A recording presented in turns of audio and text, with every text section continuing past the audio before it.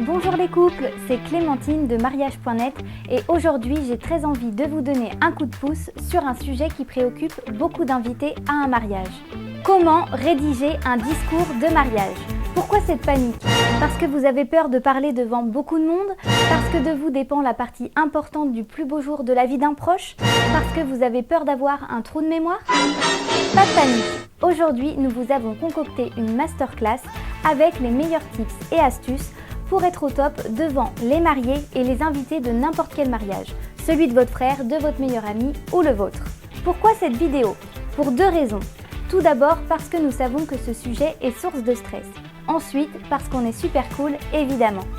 Et c'est d'ailleurs pour ça que vous allez cliquer pour vous abonner à notre chaîne pour continuer à profiter de nos conseils et de nos vidéos topissimes que nous partageons avec vous chaque semaine. Et si nous commencions par la partie la plus théorique, nous gardons les tips et astuces pour la fin. Et que dit la théorie? Eh bien que votre discours doit reposer sur trois aspects. Il doit être drôle, divertissant et émotif. À l'image d'une recette, ces trois ingrédients doivent être présents en quantité juste. Évidemment, il est préférable que votre discours soit divertissant tout du long, mais gardez à l'esprit que vous n'êtes pas là pour distraire un auditoire, vous devez jongler entre l'émotivité et les blagues pour créer des moments d'attention. Des moments d'attention, c'est-à-dire, dans le jargon littéraire ou celui du spectacle, vous connaissez peut-être ce concept sous forme d'accroche. Une accroche est celle qui vous permet de passer d'une histoire que vous êtes en train de raconter à autre chose. Comme personne ne s'y attend, tout le monde est captivé et c'est là que l'auditoire vous appartient. Vous verrez les yeux qui s'écarquillent, les oreilles qui frémissent et les mains qui s'apprêtent à vous applaudir si votre accroche a fonctionné. Très bien, nous savons de quelle arme vous disposez pour votre discours, les accroches. Mais comment les utiliser? Le mieux, c'est d'utiliser le schéma classique. Début, cœur de l'histoire, dénouement. Le meilleur moyen de savoir où placer les accroches et de bien comprendre le schéma, c'est encore de le voir de vos propres yeux. Voici votre discours divisé en trois parties. Vous voyez cette ligne? Elle vous indique que la tension monte au fur et à mesure que vous racontez votre histoire jusqu'à arriver à la fin du début, là où vous pourrez placer votre première accroche.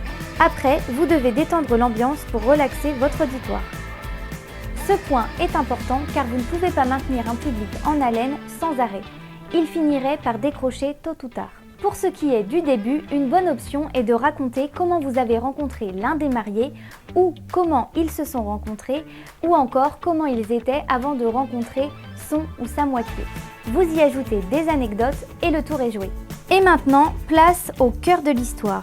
Comme tout à l'heure, vous démarrez par une histoire ou une anecdote pour emmener votre auditoire une fois de plus jusqu'à votre prochaine accroche, tout en créant du suspense pour le maintenir en haleine. Le plus important est que le niveau d'émotivité aille crescendo tout au long de votre discours. Au fait, vous aimez notre masterclass? C'est le moment de nous laisser un like. Ah, vous ne vous y attendiez pas, n'est-ce pas? Je viens de capter votre attention avec une phrase sur un autre sujet. Vous commencez à comprendre comment cela fonctionne? En ce qui concerne le cœur de l'histoire, le mieux est de parler du présent, de ce qui unit le couple, de ce qui les définit, mais aussi de votre propre relation avec eux. C'est ce qu'on appelle la personnification. Vous parlez du couple à la première personne, vous partagez avec le public quelque chose d'intime et automatiquement il s'identifie à vous. Et c'est gagné pour vous. Nous entrons dans la dernière phase du discours, le dénouement. Normalement, si tout s'est bien passé, ce qui est sûrement le cas, l'auditoire est pendu à vos lèvres et c'est donc le moment idéal pour donner le meilleur de vous-même et pour introduire votre dernière phrase, l'accroche qui captivera complètement les invités. La fin de votre discours ne doit pas forcément être longue, mais nous vous conseillons de la centrer sur vos vœux et sur le bonheur qui unit le couple. Rien de tel qu'une déclaration sentimentale pour émouvoir les invités. Avant de passer à votre dernière accroche, une bonne blague qui déclenche les rires et les applaudissements. Ça sera le moment d'aller embrasser les mariés et de retourner triomphalement à votre place sous un tonnerre d'applaudissements. J'espère que tout a été clair pour vous et rappelez-vous que vous pouvez toujours nous laisser des commentaires et si vous avez des questions ou besoin de conseils personnalisés, nous nous ferons un plaisir de vous aider. Passons maintenant aux conseils et astuces pour parler à un public devant un micro. Le premier conseil que nous vous donnerons est écrire et laisser reposer. c'est un conseil que vous pouvez appliquer à toute rédaction de texte. Prenez plus d'une journée pour écrire votre texte. Nous ne sommes pas toujours d'humeur à écrire et l'inspiration n'est pas toujours au rendez-vous. C'est pour ça que nous vous conseillons d'écrire le texte, de le ranger dans un tiroir ou plus précisément dans le cloud, dans votre cas. Au bout de quelques jours, reprenez votre texte et vous verrez de façon plus claire si ce que vous avez écrit vous plaît toujours ou pas, ce qui est en trop et ce qui finalement n'est plus si drôle que ça. Vous pouvez faire cet exercice 2 ou 3 fois et votre texte prendra la forme que vous souhaitez. Conseil suivant, répétez et répétez encore. Pourquoi 2 fois ? Parce qu'il s'agit de répéter de 2 façons différentes. Pour la première, chez vous, seul, à voix haute, et vous lisez le texte tel quel. Comme ça, vous pouvez commencer à retenir les phrases et les idées principales. Vous finirez par les dire de façon naturelle et fluide.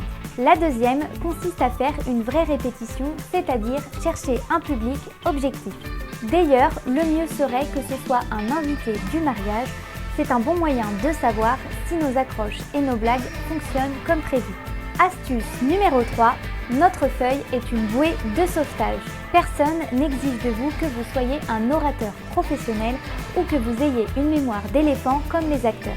Pour vous faciliter le travail, soulignez ou écrivez en gras ce que vous devez absolument dire. Ainsi, si vous avez un trou de mémoire ou si vous perdez le fil de votre discours, vous le retrouverez rapidement. Nous voici arrivés au dernier conseil, spécialement pensé pour ceux qui ne sont pas habitués à monter sur scène. Il s'agit de l'expression corporelle. Il faut se tenir droit, épaules en arrière, car même si les haut-parleurs sont de bonne qualité, cette posture vous permettra de projeter une voix forte et claire. Ne vous appuyez pas, évitez de croiser les jambes ou de vous appuyer comme si vous étiez au bar en train de boire un verre. Cela transmet de la nonchalance. N'oubliez pas que vous vivez et que vous faites vivre un moment important. Pour ce qui est des mains, l'une peut tenir la fameuse bouée de sauvetage et l'autre peut bouger de façon naturelle pour illustrer et accompagner votre discours. Vous pouvez vous entraîner devant un miroir ou un public, cela vous aidera à retenir et à apprendre les mouvements. Et voilà, notre masterclass est terminée, mais avant, je voudrais vous donner un dernier conseil personnel. N'ayez pas peur de la feuille blanche ou du manque d'inspiration au moment où vous voulez écrire votre texte. Ayez toujours un bloc-notes sur vous ou mieux encore sur votre portable, comme ça vous serez équipé lorsque l'inspiration fera son apparition, c'est-à-dire n'importe quand. Je vous laisse et j'en profite pour vous rappeler que si vous avez aimé cette vidéo, vous pouvez nous laisser un like. À la prochaine!